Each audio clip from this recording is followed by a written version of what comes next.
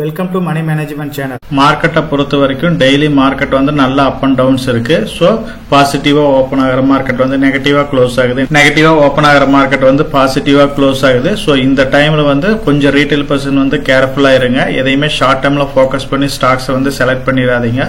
Long term point of வியூல வந்தீங்க அப்படின்னா ஒன்னும் ப்ராப்ளம் இருக்காது. இதுலயும் வந்து ஒரு சில ஸ்டாக்ஸ் வந்து அட்ராக்டிவான வேல்யூஷன் இருக்கு. அதுவும் நம்ம பை பண்ற மாதிரி பிலோ 500 கீழே வந்து நிறைய குவாலிட்டியான ஸ்டாக்ஸ் இருக்கு. அதை பத்தி தான் அவங்க கேட்டிருக்காங்க. ஸோ நிறைய ஸ்டாக்ஸ் கேட்டிருக்காங்க. அதுல வந்து நான் பிலோ 500 கீழே இருக்கிற ஸ்டாக்ஸை மட்டும் எடுத்து இந்த வீடியோல வந்து நம்ம டிஸ்கஸ் பண்ணிருக்கிறோம். ஃபர்ஸ்ட் ஸ்டாக்கா பாத்தீங்க அப்படின்னா ஜியோ பினான்சியல் சர்வீசஸ் பத்தி டீடைலா கேட்டிருக்காங்க.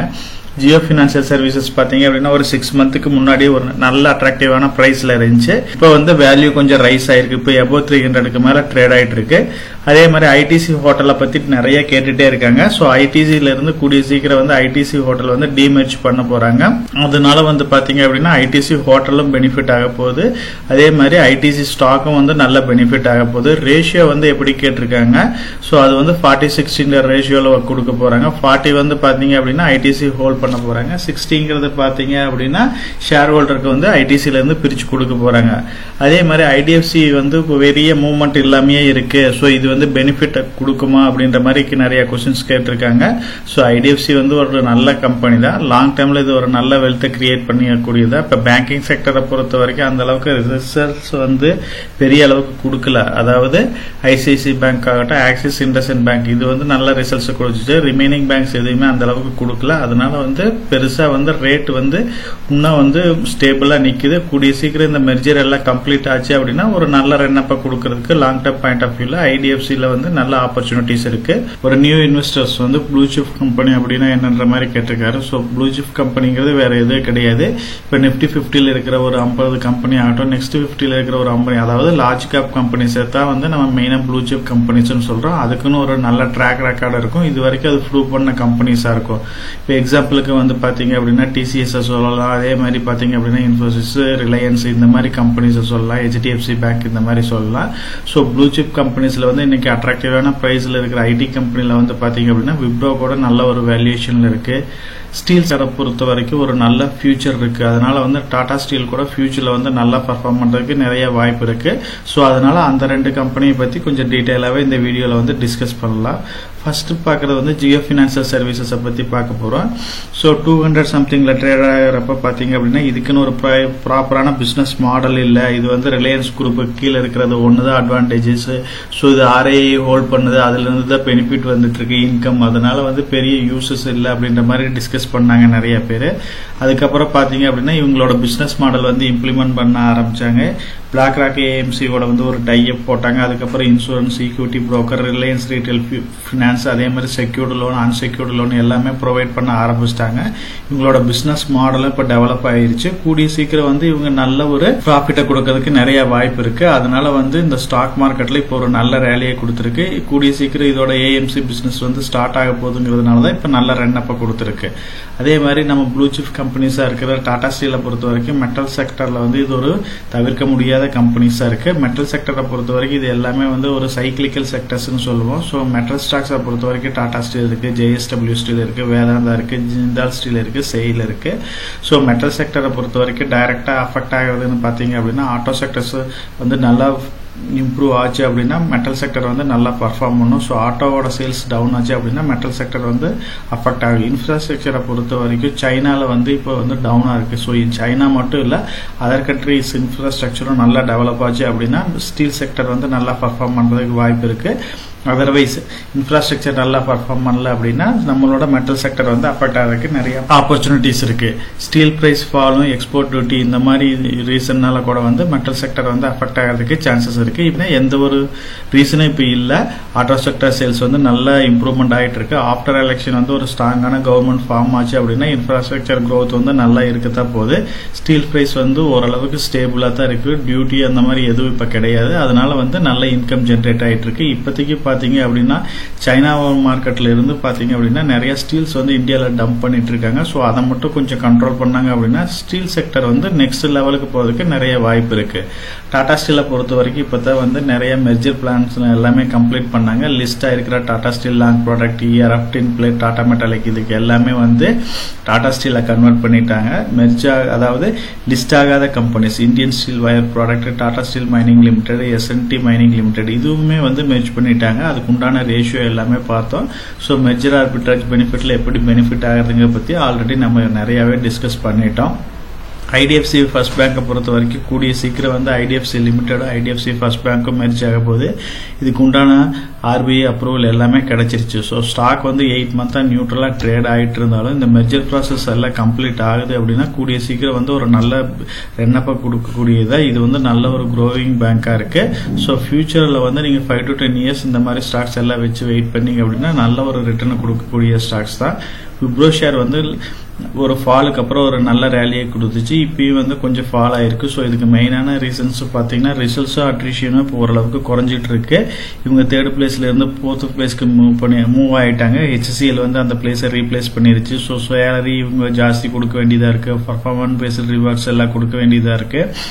சர்வீசஸ்ன்னு பார்த்தீங்கன்னா அதர் கண்ட்ரிஸ்க்கு நிறைய ப்ரொவைட் பண்ணுறாங்க. அந்த வகையில் பார்த்தீங்க அப்படின்னா குளோபல் மார்க்கெட் வந்து அந்த அளவுக்கு சப்போர்ட் பண்ணல. வேர்ல்டு மார்க்கெட் சப்போர்ட் பண்ணாதனால ஐடி பிஸ்னஸ் வந்து கொஞ்சம் டல்லாக இருக்குது. ஸோ டாலர் ரெவன்யூ குறைஞ்சதுனால இந்த பிஸ்னஸ் வந்து கொஞ்சம் இப்போதைக்கு ஸ்லோ டவுனாக இருக்குது. ஐடியை பொறுத்த வரைக்கும் இந்த கம்பெனி மட்டும் இல்லை, எல்லா கம்பெனியுமே வந்து ஒரு 20 to 40% நல்ல டவுனாக பார்த்துருக்கு. அது இல்லாமல் இவங்க டாப் லெவல் லீடர்ஸ் எல்லாமே வந்து நிறைய பேர்ஸ் வந்து இப்போ வெளியே போயிருக்காங்க. அதுக்கு பதிலாக நிறைய ரீப்ளேஸ் பண்ணுறாங்க. அது ஒரு மெயின் ரீசனாக பார்த்துட்டு இருக்கு. ஐடி இண்டஸ்ட்ரியை பொறுத்த வரைக்கும் நல்ல ஒரு ஃபியூச்சர் இருக்கு. அதாவது 2030 பார்த்தீங்க அப்படின்னா நம்மளோட எக்ஸ்போர்ட் growth வந்து 350 பில்லியன் வரைக்கும் வரும் அப்படின்னு இருக்காங்க. எம்ப்ளாய்மெண்ட் டபுள் ஆகும் அப்படின்ற மாதிரி வந்து நிறைய சர்வீஸ் ரிப்போர்ட்ஸ் எல்லாம் கொடுத்துட்டு இருக்காங்க. அதனால வந்து ஃபியூச்சர்ல வந்து ஐடி செக்டர் வந்து நல்ல க்ரோ ஆகிறதுக்கு நிறைய வாய்ப்பு இருக்கு. ஏஐயும் கூட சேர்ந்து டெவலப் ஆகுறதுனால ஐடியில கொஞ்சம் அஃபெக்ட் ஆனாலும் அந்த ஏஐ ரன் பண்றது ஐடி கம்பெனியா இருக்கிறதுனால அதுல இருந்து நல்ல பெனிஃபிட் எடுக்கிறதுக்கு நிறைய பாசிபிலிட்டிஸ் இருக்கு. நெக்ஸ்ட் ஸ்டாக்னு பார்த்தீங்கன்னா ஐடிசியை பொறுத்த வரைக்கும் நம்ம ஆல்ரெடி டீட்டெயிலாகவே டிஸ்கஸ் பண்ணதான்.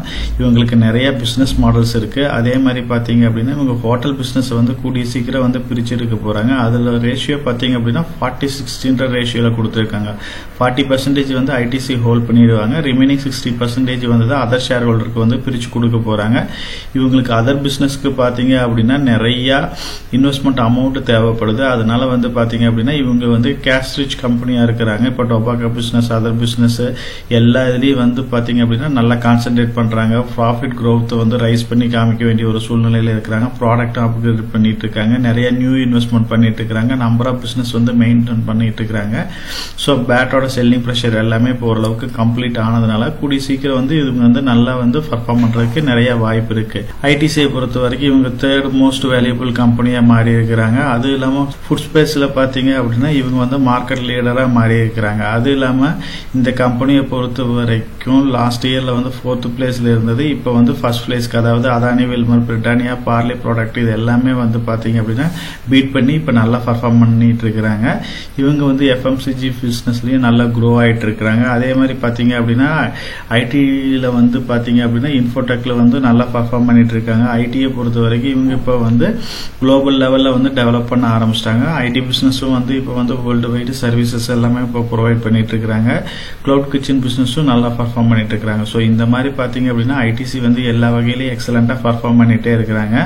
இவங்களுக்கு வந்து மெயினான பிசினஸ்னு பாத்தீங்க அப்படின்னா நிறைய பிசினஸ் இருக்கு. அதாவது கன்சியூமர் குட்ஸ் இருக்கு, அப்பரல்ஸ் இருக்கு, எஜுகேஷன்ஸ் இருக்கு, பேக்கேஜிங் இருக்கு, அக்ரி பிசினஸ் இருக்கு, paper boarding and speciality papers இருக்கு, ஹோட்டல் அண்ட் ரெசார்ட்ஸ் இருக்கு, ஐடி இருக்கு, சிகரெட் பிசினஸ் இருக்கு. எல்லாமே வந்து எக்ஸலண்டா பர்ஃபார்ம் பண்ணிட்டு இருக்கு. கூடிய சீக்கிரம் வந்து ஒவ்வொரு கம்பெனியா கூட டிமெர்ஜ் பண்றதுக்கு நிறைய வாய்ப்பு இருக்கு. இப்ப பார்த்த ஸ்டாக் எல்லாமே வந்து நம்ம டீடைலா ஆல்ரெடி டிஸ்கஸ் பண்ணியிருக்கோம். ஸோ மோர் ரெஃபரன்ஸ் வேணும் அப்படின்னா இந்த வீடியோவோட லிங்கை யூஸ் பண்ணீங்க அப்படின்னா உங்களுக்கு கம்ப்ளீட் டீடைல்ஸ் கிடைக்கும். ஐடிசியை பத்தி கிளியரா அனலைஸ் பண்ணியிருக்கிறோம். விப்ரோ ஸ்டாக்ஸ் வந்து எந்த அளவுக்கு ஒரு வெல்த்தை கிரியேட் பண்ணிருக்கு அப்படிங்கறத பத்தி டீடைலா டிஸ்கஸ் பண்ணியிருக்கிறோம். ரிலையன்ஸை பொறுத்த வரைக்கும் ஜியோ ஸ்பிளிட்டப்ல என்னென்ன ரேஷியோல, அதாவது என்னென்ன லெவல்ல பை பண்ணும் அப்படிங்கறத பத்தி டீடைலா டிஸ்கஸ் பண்ணியிருக்கோம். அதே மாதிரி டாடா ஸ்டீலை பொறுத்த வரைக்கும் ஒவ்வொரு லெவல்லையும் மார்க்கெட்ல எப்படி பை பண்றது, அந்த மெர்ஜர் ஆர்பிட்ரேஜ் பெனிஃபிட் அச்சீவ் பண்றது, இதை பத்தி டீடைலா டிஸ்கஸ் பண்ணிருக்கோம். ஐடிஎஃப்சியை பொறுத்த வரைக்கும் ஐடிஎஃப்சினா என்ன, ஐடிஎஃப்சி ஃபர்ஸ்ட் பேங்க்னா என்ன, இது ரெண்டும் மெர்ஜ் ஆகிறதுனால என்னென்ன அட்வான்டேஜஸ் இருக்கு அப்படிங்கறத பத்தி டீடைலாவே டிஸ்கஸ் பண்ணிருக்கிறோம். இந்த டேட்டா வந்து பாத்தீங்க அப்படின்னா ஃப்ரைடே அன்னைக்கே நான் எடுத்துட்டேன். அதனால வந்து பாத்தீங்க அப்படின்னா கரண்ட் மார்க்கெட் பிரைஸ்ல மட்டும் லைட்டான ஒரு டிஃபரன்ஸ் இருக்கும்.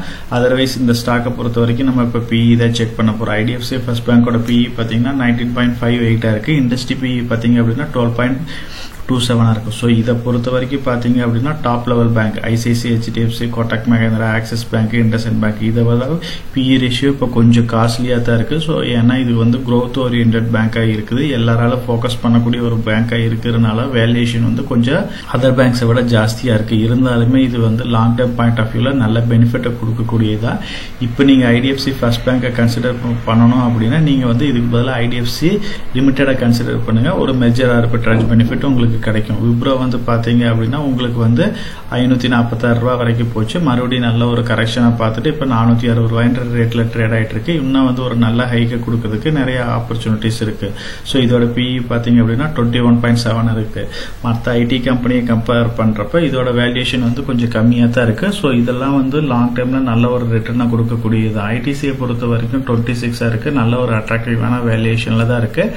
டாடா ஸ்டீலை பொறுத்த வரைக்கும் பாத்தீங்க அப்படின்னா இதோட இன்ஃப்ராஸ்ட்ரக்சர், அதாவது ஆஃப்டர் எலெக்ஷனுக்கு அப்புறம் பாத்தீங்க அப்படின்னா நல்ல ஒரு பூமை கொடுக்கறதுக்கு நிறைய வாய்ப்பு இருக்கு. நிறைய ஒர்க் ஆர்டர்ஸ் எல்லாம் இவங்களுக்கு கிடைக்கிறப்ப இது நல்லா பர்ஃபார்ம் பண்ணும். ஜியோ பினான்சியல் சர்வீசஸ் வந்து இப்போ கொஞ்சம் காஸ்ட்லியா இருக்கு, இன்னும் கொஞ்சம் வெயிட் பண்ணலாம். மார்க்கெட்ல ஏதாச்சும் ஒரு ஃபால் வந்துச்சு அப்படின்னா பிலோ 300 கீழே போச்சு அப்படின்னா டெஃபினட்டா கன்சிடர் பண்ணலாம். வாய்ப்பு கொஞ்சம் கம்மி தான், ஏன்னா இவங்களோட பிசினஸ் மாடல் எல்லாமே ரன் ஆக ஆரம்பிச்சிருச்சு. ஏதாச்சும் ஒரு சின்ன ஃபால் வந்துச்சோ, இல்ல மார்க்கெட்ல ஃபாலோ, இல்ல ஸ்டாக்ல ஏதாச்சும் ஒரு நெகட்டிவ் நியூஸ் அந்த மாதிரி வந்துச்சு அப்படின்னா டெஃபினட்டா வந்து இந்த ஸ்டாக்கை வந்து லாங் டேர்ம் பாயிண்ட் ஆஃப் வியூல கன்சிடர் பண்ணுங்க.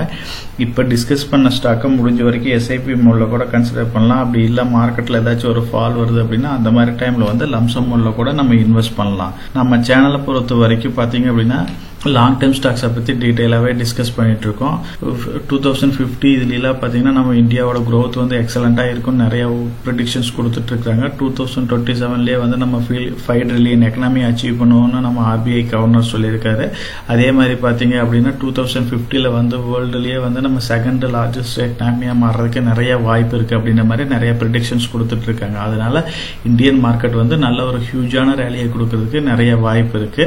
நம்ம சேனலை பொறுத்த வரைக்கும் சப்ஸ்கிரைப் பண்ணிட்டு ஒரு 45% பாக்குறாங்க, சப்ஸ்கிரைப் பண்ணாம ஒரு 55% பார்த்துட்டு இருக்காங்க. சப்ஸ்கிரைப் பண்ணாத ஃப்ரெண்ட்ஸ் நம்ம சேனலை வந்து சப்ஸ்கிரைப் பண்ணி சப்போர்ட் பண்ணுங்க.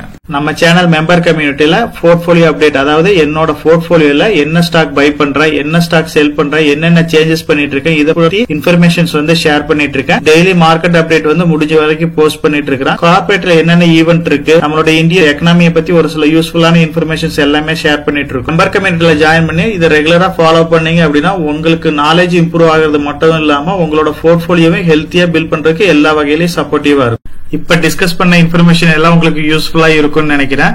இந்த வீடியோ உங்களுக்கு யூஸ்ஃபுல்லா இருந்துச்சு அப்படின்னா நம்ம சேனலை வந்து சப்ஸ்கிரைப் பண்ணுங்க, நம்ம வீடியோவை லைக் பண்ணுங்க, ஷேர் பண்ணுங்க. கமெண்ட் செக்ஷன் ஓப்பன்ல தான் இருக்கு. சோ இந்த வீடியோ பத்தி உங்களோட ஒப்பீனியன் என்ன, இதுல என்னென்ன டவுட்ஸ் இருக்கு அப்படின்னு நீங்க கமெண்ட் செக்ஷன்ல போஸ்ட் பண்ணீங்க அப்படின்னா உங்களுக்கு மட்டும் இல்லாம நம்ம வியூவர்ஸ் எல்லாத்துக்குமே நல்ல ஒரு சப்போர்ட்டிவா இருக்கும். நான் ஒரு செபி ரிஜிஸ்டர்ட் அட்வைசர் கிடையாதுங்க. நம்ம சேனல்ல போடுற வீடியோக்கள் எல்லாமே வந்து பாத்தீங்கன்னா எஜுகேஷனல் ஆர் இன்ஃபர்மேஷன் பர்பஸ்க்கோசரம் போஸ்ட் பண்ற வீடியோக்கள் தாங்க. இன்வெஸ்ட்மெண்ட்னா கண்டிப்பா ரிஸ்க் இருக்கும். அதனால நீங்க உங்க பினான்சியல் அட்வைசர் டிஸ்கஸ் பண்ணியோ இல்ல நீங்களா ஓன் டிசிஷன் எடுத்தோ இன்வெஸ்ட் பண்ணுங்க.